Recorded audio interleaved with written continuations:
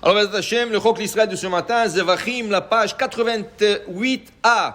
Tanu Rabbanan, Kle Kodesh Nikvu, En Matichim Otam.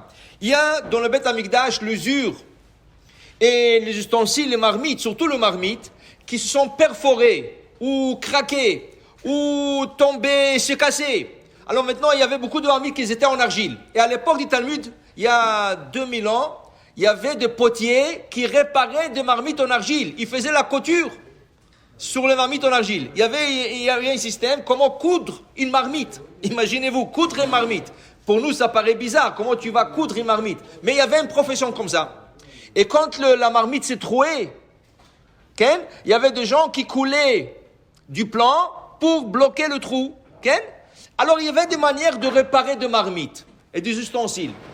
La Gemara nous enseigne ce matin que Klei Kodesh, dans le Beth Amikdash, quand une marmite s'est fissurée, s'est trouée, s'est cassée, tu ne repars pas. Pourquoi? C'est la maison de Dieu. C'est la maison d'Hachem. Est-ce que tu as vu un roi, une marmite se casse, il répare une marmite? Il y a la richesse. Tu n'as pas le droit de faire ça. Tu n'as pas le droit. C'est pas... Non, tu n'as pas le droit. Tu dois te conduire avec royauté. Et la royauté, c'est d'acheter neuf. Tu n'utilises pas quelque chose qui est cassé. Okay? La même chose, la Gemara nous enseigne.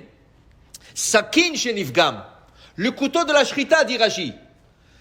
Le couteau de la shrita, constamment, tu es en train de les aiguiser. Mais quand tu aiguises, tu es en train d'enlever le métal.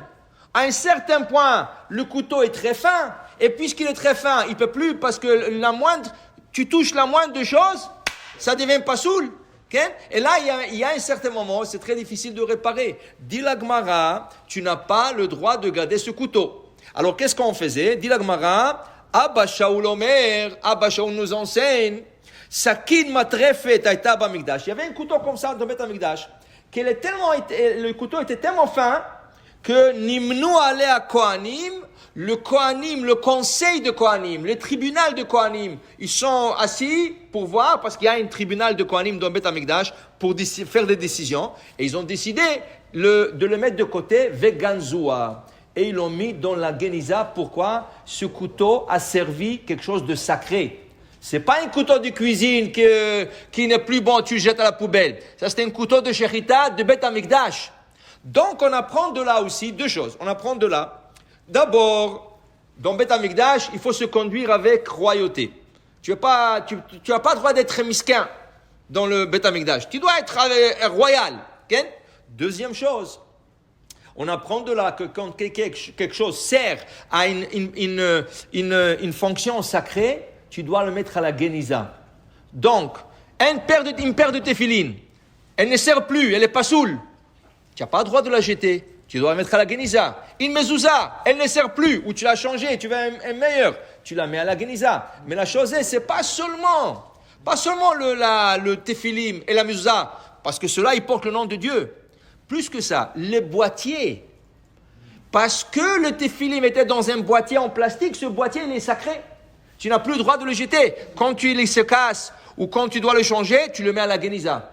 La mezouza, tu avais un boîtier en plastique et quelqu'un vient d'Israël, il t'offre un magnifique boîtier en argent ou quelque chose de décoratif et tu veux le mettre comme souvenir, une chose comme ça, et tu veux changer. Le boîtier en plastique, tu le mets à la Geniza.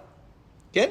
Mais aussi, tu peux le donner à quelqu'un d'autre, tu l'utilises, t'avoir les chabracha. Mais sinon, comme ça a touché le Sefer Torah, Geniza, plus que ça. Enechal, d'un Sefer Geniza, il faut trouver des endroits qui font la Geniza. Aujourd'hui, c'est un peu difficile, mais il faut trouver. Mais donc, qu'est-ce qu'ils font? Ils donnent ça normalement au cimetière.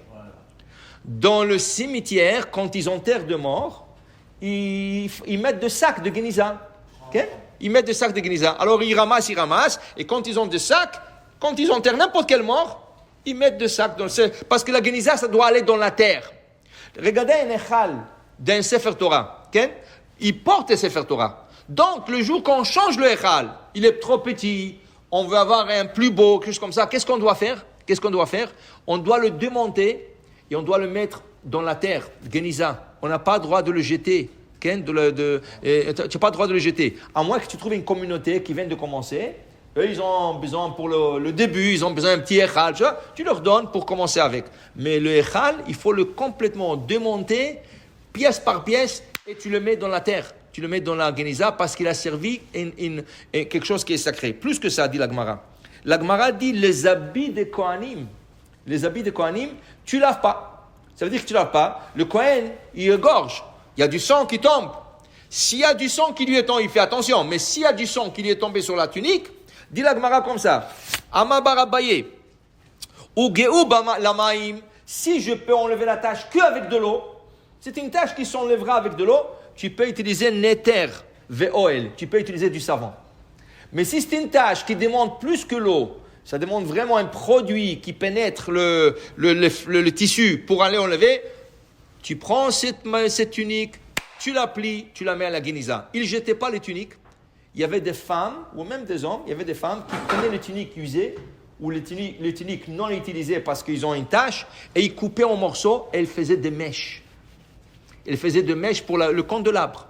Donc le concept de recyclage existait aussi dans le temple quand on pouvait. Quand on pouvait, tu prends la tunique, c'est en laine, 100% laine. Okay? Il y a du lin aussi, il y a des tuniques en lin. Alors qu'est-ce que tu fais? Tu coupes. Alors il y avait une femme qui était excellente à ça. Et elle faisait des mèches extraordinaires pour Amikdash et Dieu voulait la récompenser.